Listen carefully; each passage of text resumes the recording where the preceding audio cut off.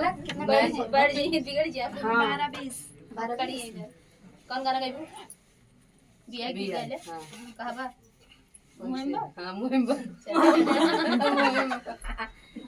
Hello दोस्त, नमस्ते प्रणाम। मैं हूँ आपकी वंदना, स्वागत करती हूँ लाल वाली साड़ी के चैनल पे, सिंधु उपाध्याय की चैनल। अच्छा सिंधु उपाध्याय चैनल पे आप सभी का स्वागत है फ्रेंड। लाल वाली हरी वाली सिंधु उपाध्याय जी के चैनल को ज्यादा से ज्यादा सपोर्ट करिए। ये लाल लाल है क्यों ना, मैरून कलर, कौन कलर है? मैरून है, लाल लाल है ना। ये इतना कलर लाल चला अब चिन्ह नहीं पाओगे कौन कलर है, कौन कलर लाल होता है।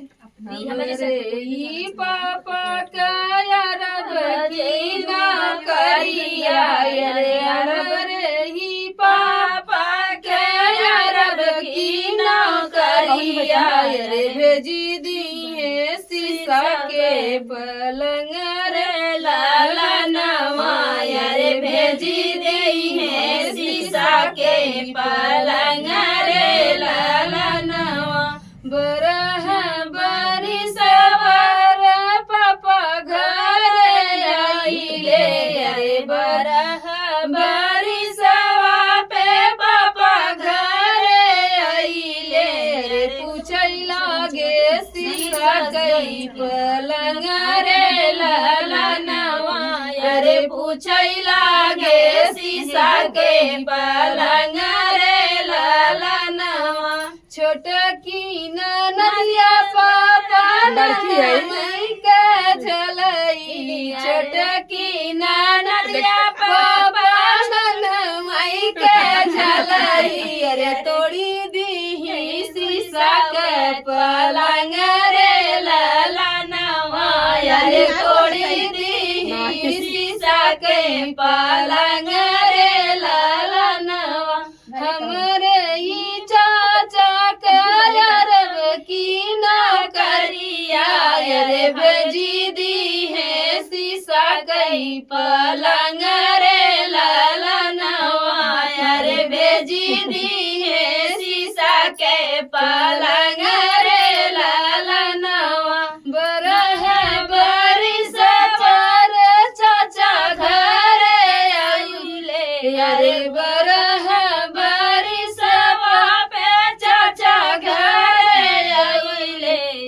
पूछै लागे शीशा कई पलंग रे लाला नवा अरे पूछै लागे शीशा कई पलंग रे लाला नवा बड़की नदिया चाचा ननवई के झलई अरे तोड़ी दी है शीशा के पलंग रे लाला नवा अरे तोड़ी दी है शीशा के पलंग रे लाला नवा हमरे ई भैया का यार बकी नौकरिया अरे भेजी दी है शीशा के पलंग रे लाला नवा अरे भेजी दी है शीशा के पलंग रे लाला नवा बरह बारिश भैया घर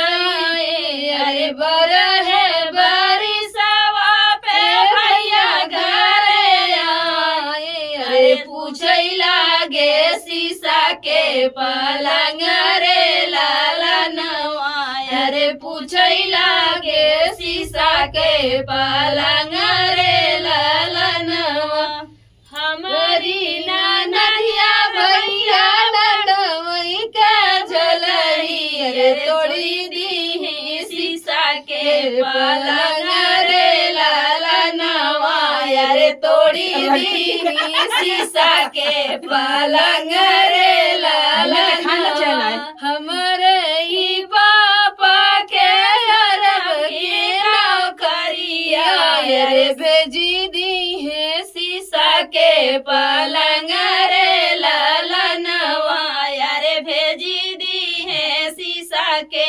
पलंग रे लाला नवा।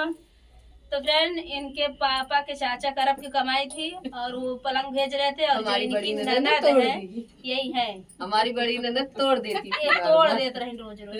बताओ ऐसे क्यों होए? हाँ। गरिया है सजन कमेंट में।